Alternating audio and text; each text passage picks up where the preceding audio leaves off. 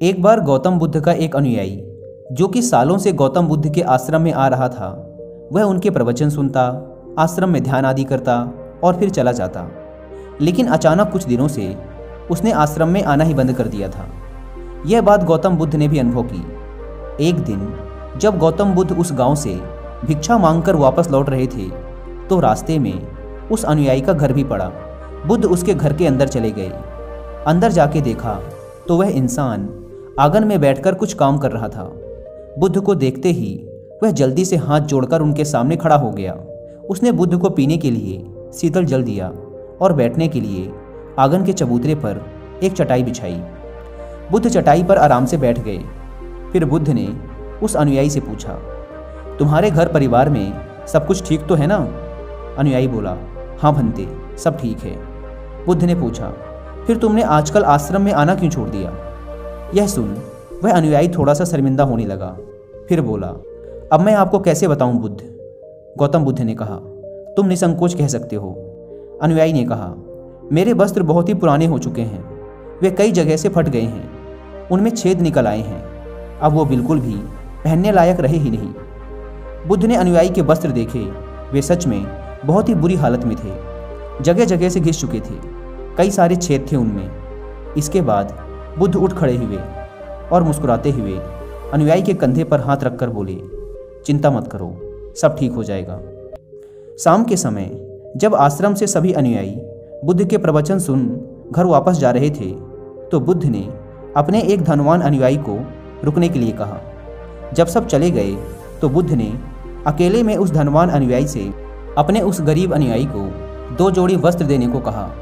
धनवान अनुयायी उस गरीब अनुयायी के घर वस्त्र भिजवा देने का वचन देकर वहां से चला जाता है। अगले दिन सुबह वह अमीर अनुयायी उस गरीब अनुयायी के परिवार के हर एक सदस्य के लिए 2-2 जोड़ी कपड़े एक पोटली में बंधवा कर अपने नौकर के हाथ भिजवा देता है, जिसे देखकर उस गरीब अनुयायी का पूरा परिवार बहुत ही खुश होता है।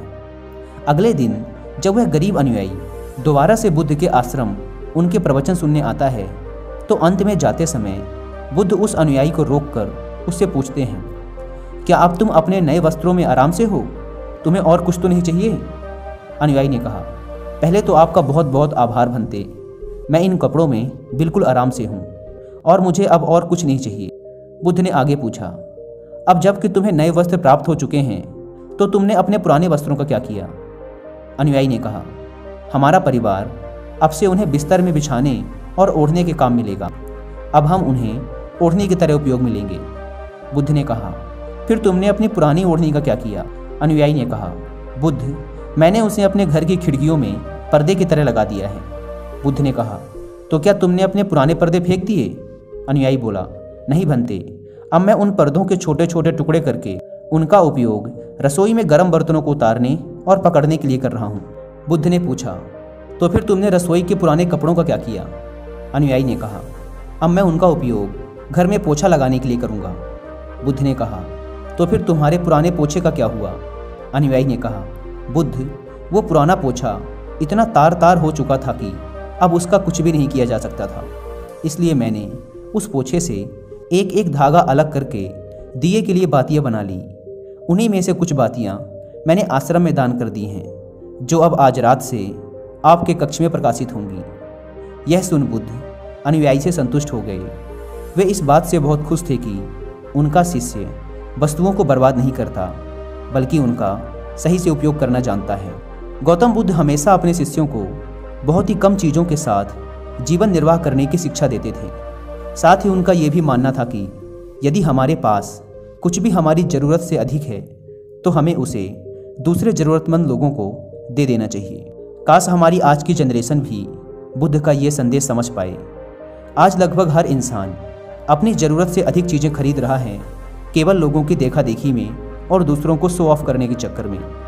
आजकल पुरानी चीज़ों को रीयूज़ करना तो दूर की बात है, हम लाई हुई नई चीज़ों को ही पूरी तरीके से यूज नहीं कर पाते।